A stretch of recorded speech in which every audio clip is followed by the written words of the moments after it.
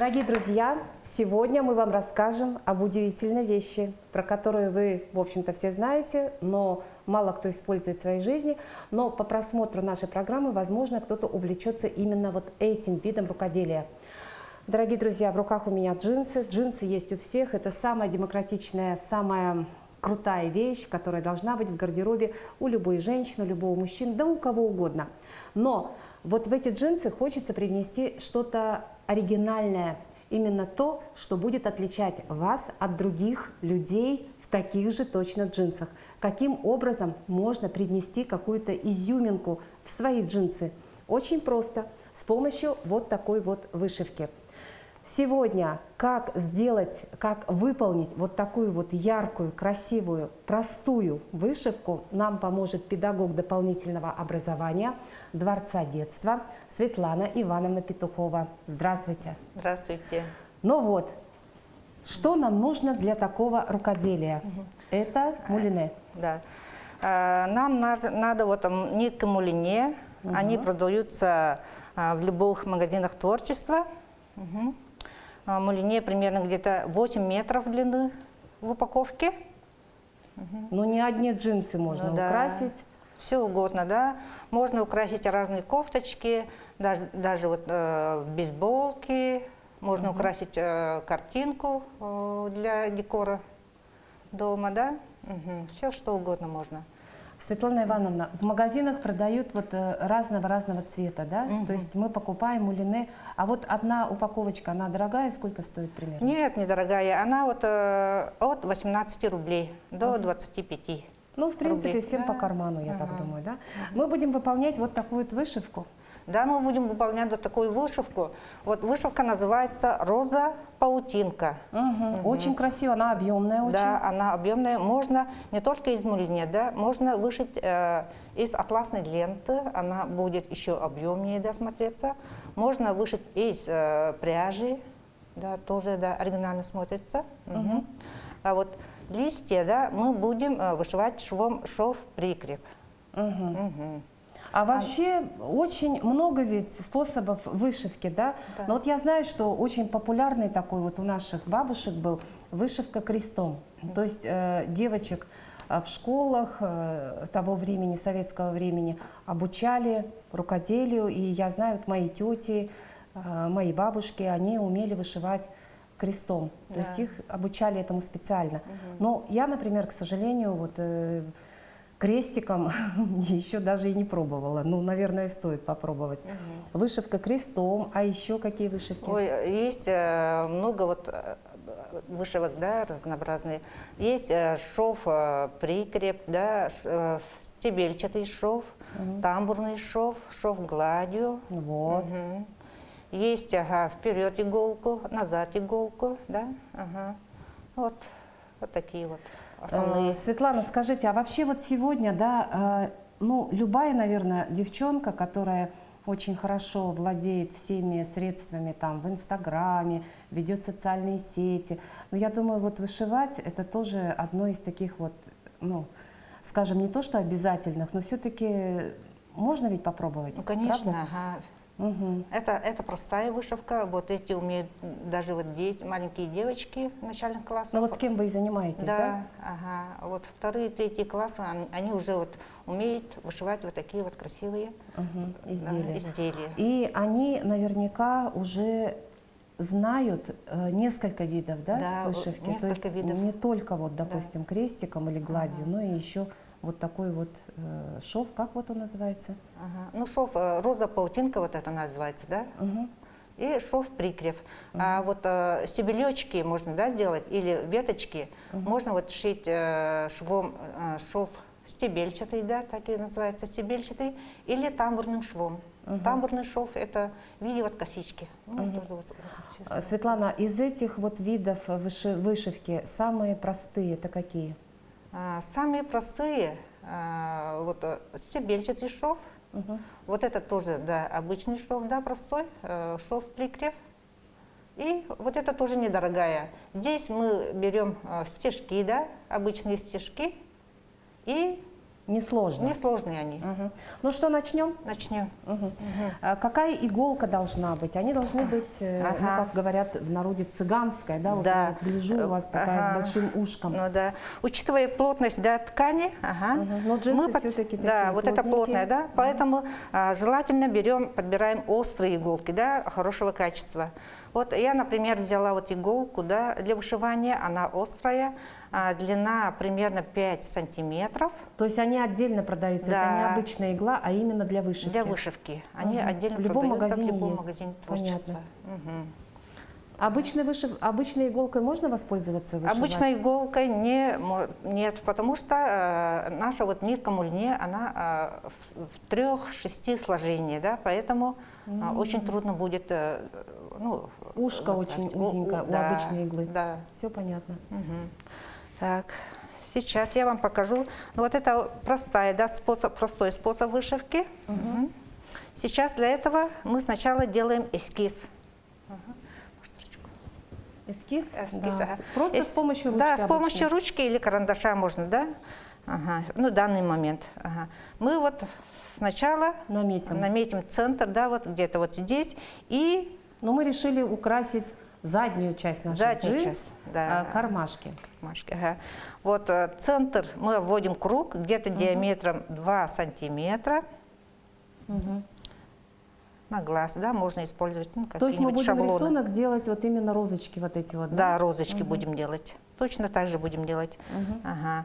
Потом рядом то же самое, да, делаем круги диаметром 1,5 сантиметра. Так, обводим, да, ручкой вот кружочек рядом, да. Но диаметр кружочка у нас 1,5 сантиметра. Ну, можно больше, да, Можно наверное? больше, да. Ага. Я Ну, в поскольку данный момент мы повторяем вот этот рисуночек, то есть у нас, соответственно, все должно быть, ну, как-то да, симметрично. симметрично должно быть.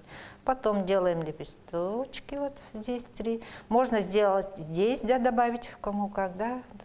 Ну, вот такая Да. романтичная, красивая, вот такие вот розы. Все, мы эскиз сделали. Джинсы девичьи. Да. Так, я вот взяла. Наверное, можно любой рисунок, правда? Да, Наташа? можно любой рисунок, ага. Я вот взяла Мулине, мулине розового цвета. розового цвета, ярко-розового цвета, будет вот, ага, Бледно-розовый. бледно-розовую и зеленую. Зеленый это Такой веточки. зелёный. Потемнее, да? Да, потемнее. А при стирке они не полиняют, Нет, допустим? не полиняют, Или не теряют цвет. Не ага. покрасят, допустим, Нет, джинсы? ага. Они очень, То есть мулины, они как-то выкрашены, стойкие такие, Да, да? То стойкий есть цвет. в машинной стирке даже они не при потеряют большой цвет. температуре Ага. не полиняют, Нет, не дадут лишнюю краску Да. какую-то, да? Вот беру Длину примерно длину сколько? примерно 80 сантиметров. Мгм. Ага. Ножнички такие у вас Ножнички, да, какие-то интересные. ага, они Именно очень- для швей, да? Да, шведи, ага. Они очень удобные. Мгм. Так. Берем иголку и заправляем. То есть вот такие вот ножнички должны быть, наверное, в арсенале каждой начинающей рукодельницы. Да, обязательно. Они очень острые. острые А и так удобные. заточка или что-то такое у нас в городе есть в Якутске? Нет. То есть если, допустим, они затупились, то уже все. Уже, они стоят недорого, где-то 40, 30 Нет, но рублей. в плане того, что вот мы же все-таки окружающую среду как-то загрязняем, может быть, такие долгоиграющие, долговечные ножницы, которые можно было бы передать там внучке, например, своей. Так, делаем закрепку обычную. Мгм. И начинаем. Мгм. Так.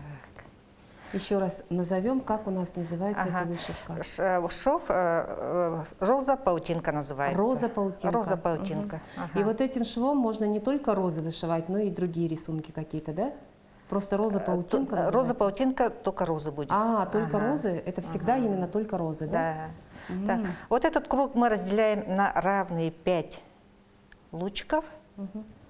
Ага. Лучки должны быть нечетные. Можно именно 5, можно или 4, можно 7, ага. И Нечетные. можно 3. А, ну то есть главное нечетное. Нечетное должно быть. Так, мы делаем из 5 лучиков. А почему именно 5? То есть это будет зависеть от То, что мы хотим, какой объем придать, да, нашей розе или как? Нет, если вот будем делать четные, да, линии, у нас роза не получится. Ну, а допустим, если мы не 5 сделаем, а 7 вот этих да. линий. Если вот будете делать большую розу, да, объемную, можно делать и 7 лучиков, да. То есть чем больше лучей, соответственно, Размер. больше у нас предмет, то, что, ну, именно то, что мы хотим вышить, да? Да. Если вот делать маленькую розочку, то можно делать из 3 лучиков. Да, 3 лучика. Так. Выводим иголку с изнаночной стороны. И идем Вышивка в у центр. нас роза-паутинка, друзья, запоминайте. Эта вышивка у нас используется только при вышивании именно конкретно роз. Да. Вот я сегодня дома попробую вышить розочку на своей варежке. У меня просто на варежках пришиты бисеринки в разном порядке, да. Ну, я еще та еще вышивальщица, поэтому варежки у меня называются «Ночь в Арктике». Ну вот, я попробую розочку вышить на своей варежке. А по времени это долго займет? Нет, Но попробуем вот за наш мастер-класс успеем. успеть вышить нашу розочку. Да. Вот главное, да, вот эти вот стежки должны быть одинаковой длины. Понятно. Тогда А ваши девочки, которые приходят к вам, самый младший возраст какой? 8 лет. 8 лет, и они уже умеют, вот, Умеют. владеют этой техникой, да? Они Здорово. Нравится им? Нравится, им очень нравится. То есть современным детям это нравится? Нравится. Так, вводим иголку в центр, да, середине, и начинаем мы плести, как бы, да. То есть мы обвели наши лучики, их 5. Так, а потом вот уже мы начинаем плести, да, будем делать лепесточки, как бы, да. Вот пропускаем первый стежок, да, и идем под стежком. Смотрите, идем под стежком, потом пропускаем стежок и тоже под стежком. То есть оплетаем именно каждый лучик наш, Да, пропускаем и вот так чередуем. Первый ряд мы немножко вот потуже сделаем, чтобы спрятать наши лучики. Да? И вот таким образом, смотрите, мы идем вот с тупой стороны, да, иголки, да, чтобы не задеть вот ткань, да, мы будем не задевая. То есть не прошить наши джинсы.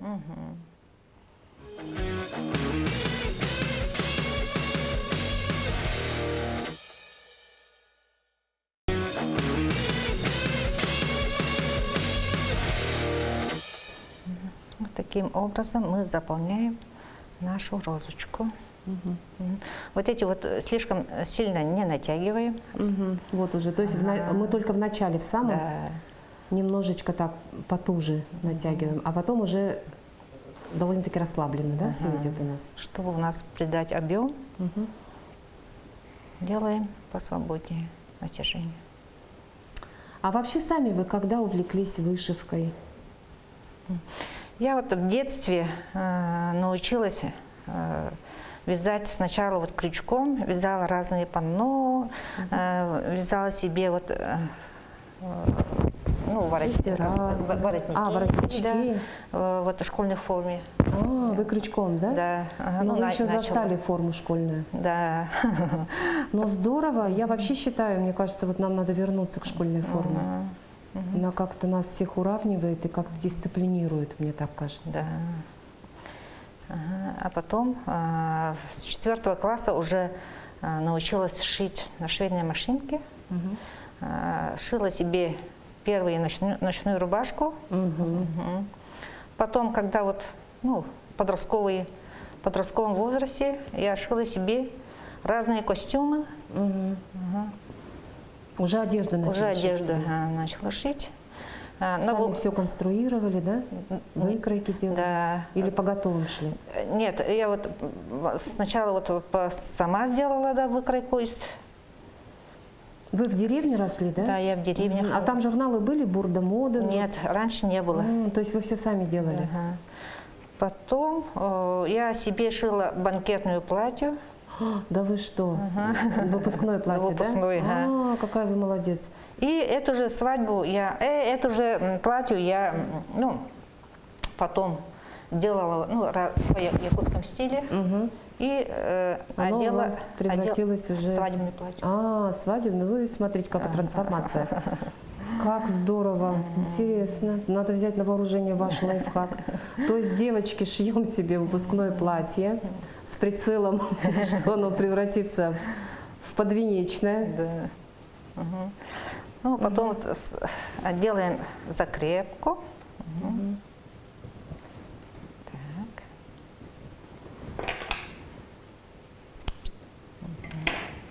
Вообще как-то так это неспешно, да? Как-то думаешь о своем, вышивать. Наверное, вот как-то здорово, да? в этом Успокаивает. плане? Да, спокойно, никуда спешить не нужно. Наверное, желательно куда-нибудь свой телефончик подальше, да, поставить от себя и забыть, что он есть. Включить музыку, да, спокойную.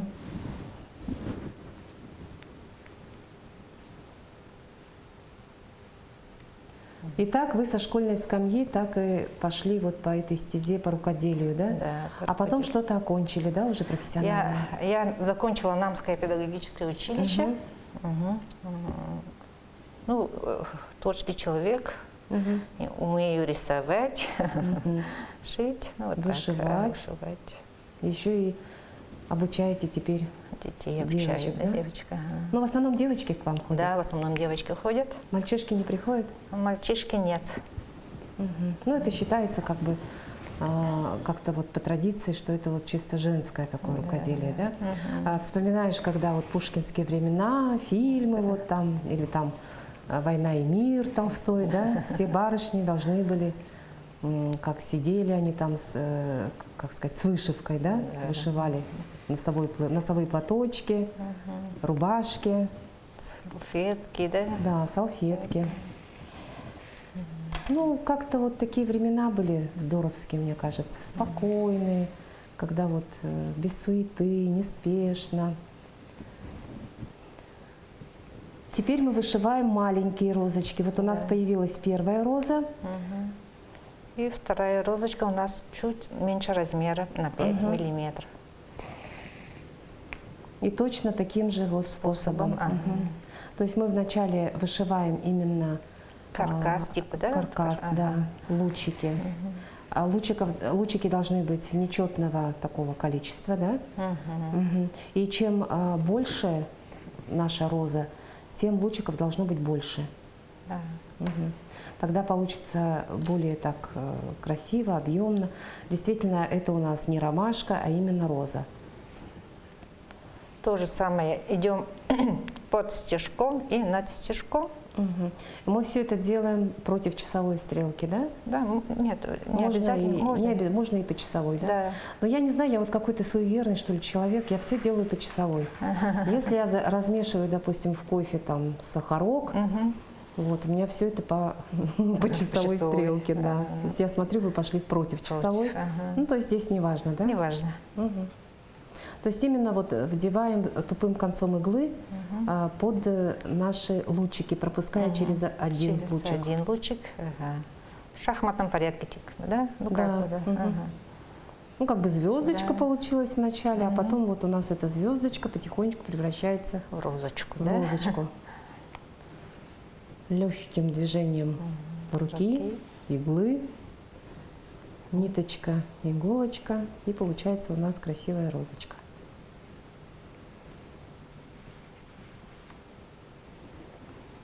А вы знаете, вот вообще сейчас популярна, на ваш взгляд, вот вышивка именно? Или она еще вот, ну как бы сказать, впереди вот у этого вида творчества, так сказать, большое будущее, скажем так? Да, большое будущее, по-моему, да, впереди. Сейчас дети все сидят на дистанте, над телефоном, но потом, да. Как-то немножко можно оторваться от телефона и, допустим, украсить свою какую-то одежду. И это не только джинсы, но и наверняка любая там, ну, платье какое-то, да, допустим? Да. платье. Или тоже подвенечное платье свое как-то украсить, да, например? Можно, да. Мгм. Закончили розу. Делаем закрепку. Мгм. Так, а вот как вы закрепку делаете? Закрепка должна, нитка должна быть длиннее, нитка должна быть длиннее, чем наша иголка. Мгм. Тогда ну, Легко можно делать закрепку. Ну, а если вот, покороче? да, мы Ну, просто вот простой завязываем, да? способ. Мгм. Ну, я тоже так делаю, Мгм. если не Убираем хватает. Ну, это хвостик. как-то логично, да? Да. Так, у нас готова Вот. вторая розочка. Теперь у нас Берем бледно-розовую розовую нитку, да, ниточку. тоже вот длиной где-то 70-80 сантиметров. Да. А можно, например, чтобы сделать вот потоньше, да, вот, ну, как бы ее как-то разъединить на несколько? Конечно. Ага. Можно, да? Вот мулине вот состоит из 6 ниток. Мгм. То есть можно сделать 3? Да, можно делать 3, можно делать 2. А интересно, вот состав этой нити, это хлопчатобумажная Это или что это? чисто хлопчатобумажная нитка. Мгм. А ведь есть еще и шелковые нитки, Шелковые да? нитки Ну, например, бывают. вот интересно, вот баварская одежда, да, я вот удивляюсь, у них очень много вышивки, именно шелковая нить. И она какая-то гладенькая, такая структура, дает такую структуру очень гладкую, и как-то она вот с каким-то блеском. Красивая вышивка получается. Интересно, а в наших магазинах есть вот такие, допустим, шелковые нити? Шелковые нитки, по-моему, нет. Нужно только Где-то заказать. заказывать. Ага. Ну, сейчас интернет, это не проблема, можно заказать откуда угодно. Вот атласной лентой тоже можно, да, сделать вот такие вот вышивки. А Из- атласная лента, это ширина какая должна быть у атласной ленты? Ширина, ну, где-то Сантиметр? сантиметр и 2 или 2 сантиметра. И тоже можно, да? Можно. Ну, любой, да, ниткой. То есть, допустим, можно для своего интерьера, например, вот шторы как-то, да, вышить атласными лентами, да? Допустим, розы сделать. Да, можно. Получится? Получится, конечно. Ну вот мы... А как вот при стирке, например, она же вся помнется, эта ленточка. Да, наверное. Ну, то есть, как-то вот момент этот как-то... А так вот, может, розу-паутинку атласной лентой, если, да, будете ушивать, то вот сначала мы делаем каркас ниткой мулине. Потом только атласной лентой мы делаем вот эти лепесточки. Как бы. То есть вот атласной лентой можно тоже вот этой вышивкой роза, Паутинка. паутинка выполнить. Выполнить. Ну, каркас сначала делаем мулине, вот эти лучки, потом только лентой, да, делаем вот эти лепесточки. Да-да. Сейчас мы начинаем делать листики. Вот у нас уже и вторая розочка появилась, а теперь листики осталось. У листиков тут немножко другая технология, да? Ага, это всё-таки- шов, называется шов-прикреп. Сейчас я вам покажу. То есть два вида вышивки вы нам сегодня показываете. Да. Шов-прикреп и паутинка-роза. Да. Паутинку розу мы уже усвоили, а теперь Выводим иголку вот рядом с нашей розочкой. Потом рядом с точкой выхода мы идем изнаночную сторону. Лепесточек, ну, примерно 7, да, миллиметров сделаем, ну, или сантиметр, да. Вот так. И обматываем иголку. Вот смотрите, обматываем иголку. И подтягиваем нитку. Делаем петлю.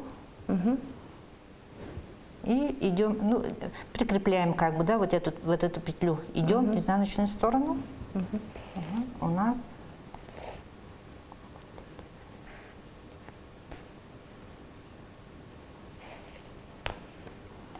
так. Вот у нас получилось лепесточек, да? Шов прикреп, вот это называется. Потом делаем второй лепесточек, то же самое. второму лепесточку.